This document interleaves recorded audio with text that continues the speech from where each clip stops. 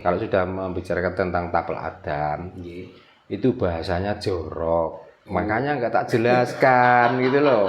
Kalau pengen tahu langsung datang ke sini karena ini di konten. Nanti saya itu bilang porno, dibilang jorok.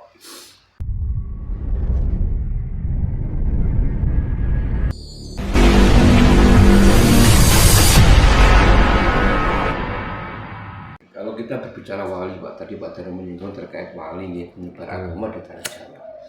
Orang mengasumsikan bahwa wali itu kan orang didoyo, orang linguih, dan orang-orang mulia, kan seperti itu, Pak. Yeah. Nah, kalau menurut pemahaman Jawa sendiri, orang-orang yang mulia itu seperti apa nih, Pak? Orang yang mulia itu yang bisa memuliakan dirinya sendiri. Contohnya? Dan orang tuanya juga itu, betul. Termasuk orang tuanya. Jadi kita nggak berharap dimuliakan orang, tapi kita harus bisa memuliakan orang itu. Kita nggak butuh dihargai orang, tapi kitalah yang menghargai orang. Itulah orang yang mulia. Tapi kalau mulianya itu karena pinter cerita, pinter membawa ajaran ini, seolah-olah dia itu menjadi wakil dari Tuhan, itu bukan orang mulia. Ya itulah orang-orang asor sebenarnya. Nah, saya takut gini loh, apalagi berani membocorkan rahasia Tuhan. Kan sudah banyak orang-orang yang ngeklaim, nanti Tuhan begini, maka kamu kalau nggak ngikuti nanti diazab. Ngomong belum selesai, napasnya hilang, mati di tempat. Kan ini ada ini juga, yang mengatakan seperti itu. Nah, itulah yang saya maksud. Kalau memang dia itu dipilih oleh Tuhan, kalau memang dia itu dimuliakan oleh Tuhan, apalagi menyampaikan kebenaran, kenapa diakhiri napasnya harus berhenti sampai di situ? Coba, apakah bagi orang-orang yang supaya untuk mendinginkan hatinya dan supaya hatinya itu marem, akhirnya begitulah keesaan Tuhan. Orang yang menyampaikan kebenaran langsung dipanggil, berarti dia mau diangkat ke surga. Kalau diangkat ke surga, buktinya siapa lagi? Kira-kira kok berani ngeklaim seperti itu? Iya, kalau masuk surga. Kalau masuk neraka. Kalau masuk neraka. Gitu loh. Makanya jangan pernah membicarakan yang kita sebenarnya tidak pernah tahu. Masalahnya begini. Sedangkan apa yang pernah kita jalani dan pernah kita tahu, kita itu lupa, nggak ingat lagi, apalagi yang belum sama sekali kita lewati.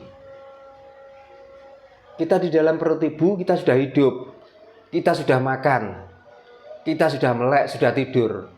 Yang saya tanyakan, pernahkah ingat melakukan apa di dalam perut ibu? Nah, itu saja nggak ingat, apalagi yang kita tuh belum pernah mati, belum masuk kuburan. Kok tiba-tiba kita tuh ngarang-ngarang cerita gitu loh.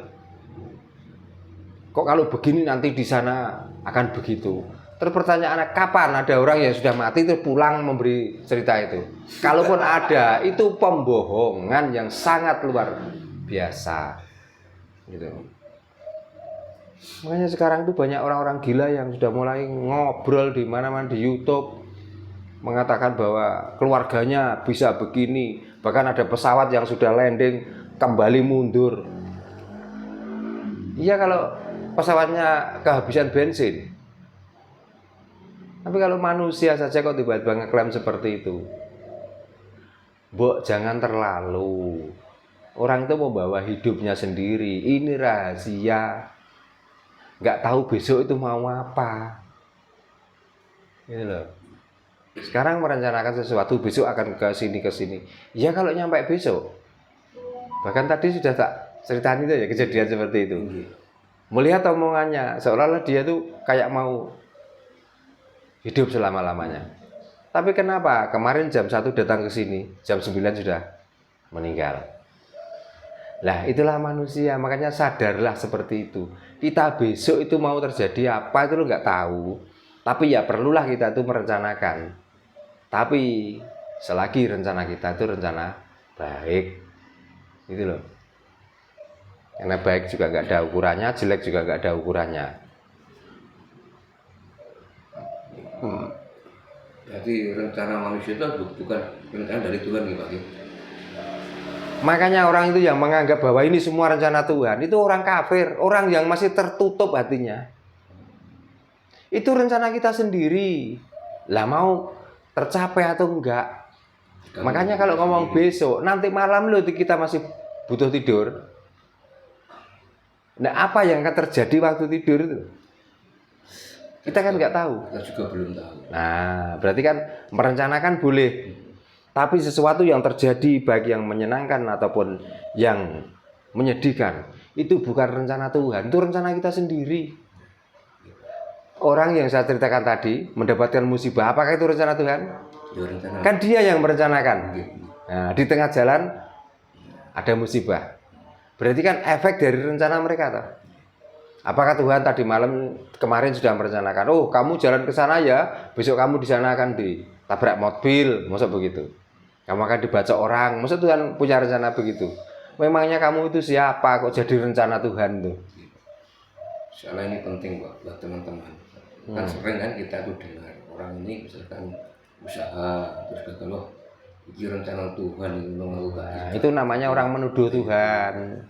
Makanya jangan sekali-kali menuduh Tuhan. Suudon itu jangan. Karena Tuhan tidak pernah mempunyai rencana baik maupun buruk. Yang menganggap rencana baik dan buruk itu kita sendiri. Makanya kita lah yang berusaha harusan. Kita mengharapkan rencana Tuhan. Kalau memang benar Tuhan itu mempunyai rencana, ya sudah kita zikir saja 3 hari 3 malam. Gak usah kerja. Gak usah kerja, gak usah makan. Terus besoknya karena kuat tambah lagi. Kepengen tahu sampai seberapa kekuatanmu. Mati Pak. Nah, jangan pernah berhenti untuk menyebut nama Tuhan. Oke. Nah, itulah. Makanya perlu kesadaran yang sangat tinggi itu perlu. Jangan kita tuh kesadaran kok ditutup dengan takdir. Ditutup dengan kehendak, ya nggak akan maju akhirnya. Jadi sampai kita itu masih diberi rasa, kadang-kadang kita tuh menjauh dengan rasa yang kita inginkan. Belum pernah ngicipi terus ngomong cerita, wah ini makanan yang dilarang, ini makanan yang dibolehkan. Oh Tuhan menciptakan tuh nggak pernah ngelarang, nggak pernah mengharamkan kok. Mengapa kita itu yang tinggal menikmati kok mengharam-haramkan? Jadi Tuhan yang ngawur Pak ya, nyiptakno kok dikaram-karam dia. Nah makanya itu Tuhan KW. Karena Tuhan yang sejati nggak pernah begitu. Sudah diciptakan ya sudah. Apa urusannya Tuhan? Dia hewan pun nggak punya pikiran. Hewan pun tidak pernah memikirkan dengan Tuhan.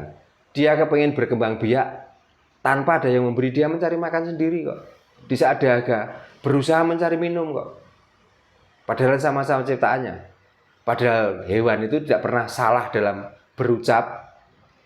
Tidak pernah salah, dia itu tidak pernah melanggar. Kalau nyatanya di mana saja yang namanya kambing tidak pernah merubah suaranya. Walaupun agak sembar, walaupun nyaring, walaupun gimana tetap embek. Sapi juga begitu. Tidak pernah merubah ucapannya. Karena dia sudah tercipta mah ya mah selamanya. Lah manusia ini loh yang sering mencela-mencela. A dibilang B, B dibilang C. Loh, gitu tapi kadang-kadang kok kita itu kadang-kadang kok gimana ya, sok suci. Gimana? Iya. Ini yang kedua Pak. Yeah. Ini juga dari teman-teman minta Pak Darno untuk dijelaskan lebih dalam. Kan sering Pak Darno di konten itu mengucapkan tapal Adam kan sering. Iya. Jadi minta diperjelas terkait makna dari tapal Adam apa Pak Darno? Kan berulang kali tak jelaskan toh. Yeah. Kalau sudah membicarakan tentang tapal Adam, Yeah. itu bahasanya jorok. Makanya nggak tak jelaskan gitu loh. Kalau pengen tahu langsung datang ke sini karena ini di konten nanti saya itu bilang porno, dibilang jorok. Saya kan sendiri kan tahu sebenarnya ini diungkap penting. Penting Pak gitu ya. Penting sebenarnya. Tapi kan orang itu menerimanya kan beda-beda. Wah itu ajaran jorok, itu ajaran kejawen dan lain sebagainya. Dan begitu nanti akhirnya. Makanya sebutannya saja tapel Adam. Soalnya sering Pak, teman-teman itu minta. Nah kalau sering dan mendengar, ya jangan di rumah atau datang ke sini. Gitu loh.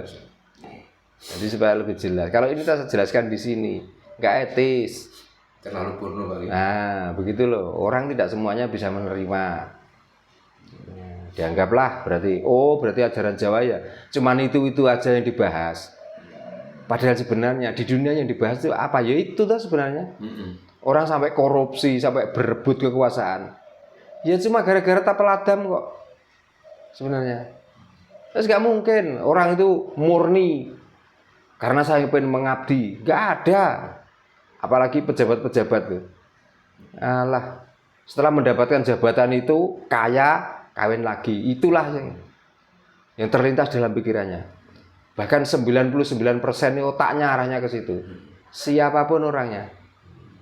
Tidak orang yang tidak beragama yang berpikiran begitu. Yang beragama pun sama.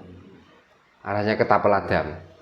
Sampai ada pembunuhan juga gara-gara tapel Adam juga. Ya gara-gara itu. Wes toh.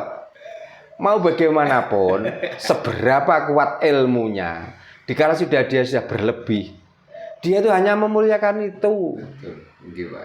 Padahal katanya, apalagi orang-orang yang sudah belajar tentang ilmu agama, kan besok akan disiapkan itu. Kenapa kok nggak kanti bahasanya wong Jawa? Kok gak diempat? Ambuk sampean dipuas-puasno gitu. Kok nyatanya di dunia pun juga memuaskan itu. Di surga juga disiapin juga katanya seperti. Nah iya makanya itulah saya ngomong bahwa sebenarnya pemikiran manusia itu kontradiksi dengan pemikirannya sendiri. Nah itulah yang akhirnya menyebabkan timbulnya agama, timbulnya aliran, timbulnya kesesatan, timbulnya peperangan ini gara-gara kontradiksi otaknya sendiri dengan otaknya sendiri.